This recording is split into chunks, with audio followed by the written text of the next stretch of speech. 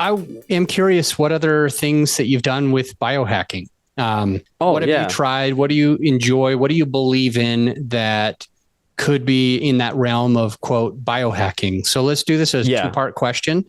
Yeah. For the more than half of the persons who are listening right now. Yeah. They have not heard the word. So define biohacking, and then let's get into which types of things you like and why. You know what? I don't even know how to define the word biohacking, to be honest with you. There's so many weird ways. But the word I think the word I should say is probably more like optimization. Okay. Probably like health and wellness, fitness, nutrition optimization. And that means like basically with the biohacking reference, but basically taking your biology and trying to optimize it to the next level.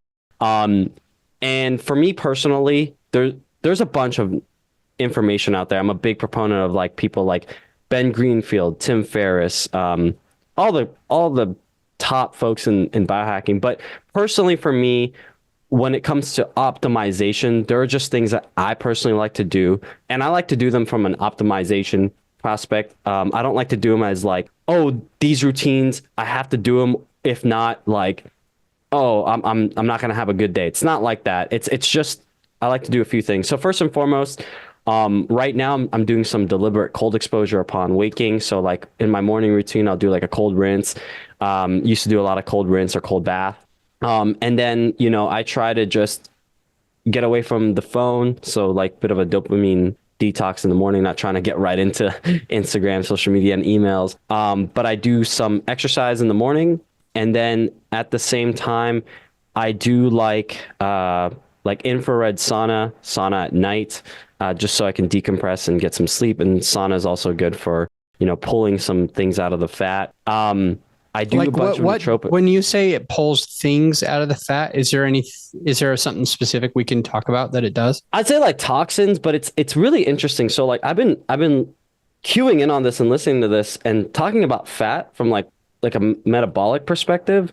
What I've been learning is that like fat is this weird thing where sometimes your body just has things it has to deal with in the environment and things you eat, and it just goes, I don't really know what to do with this, but we got some fat. Let's just kind of store it there. So sometimes fat is kind of like this junk drawer kind of thing, at your house. Like you pull it open, you're like, what's in here? Oh, it's just the stuff that I don't know what to do with. So that's what it's doing. And so what I've done is just been doing some infrared and sauna, and it's just been good to kind of sweat out some things, and it's been helpful for me. I like it for the sleep. So those are some things I do. I do some grounding as well. I'm currently being grounded right now, just grounding mats, PEMF mats. I like that. Sometimes I'll do like, I used to have a friend that he was more of a biohacker than me, super, super in depth. He would do something called like exercise with oxygen therapy, where basically you would do like a 10-minute exercise on a bike, or it's like a HIIT protocol, and you have like a mask on and you're like super saturated with oxygen, or they take you out of oxygen. So you're like super low on oxygen. So those are some things I do. But on like the basics, like someone that could do it right now, like get some cold exposure, maybe take a rinse, go do some breath work, go see some sunlight, and then do some like heat exposure at night. I like to play with those. But then on the other side of biohacking, I mean, I've gone deliberately deep into like nootropics and different like chemical supplement blends, just to like modulate my focus. And this is an area that like it's so deep and it's so nuanced, but this is the stuff I've done. I wouldn't recommend it to anyone. So it's because it's a, you're taking in a chemical and stuff like that. So.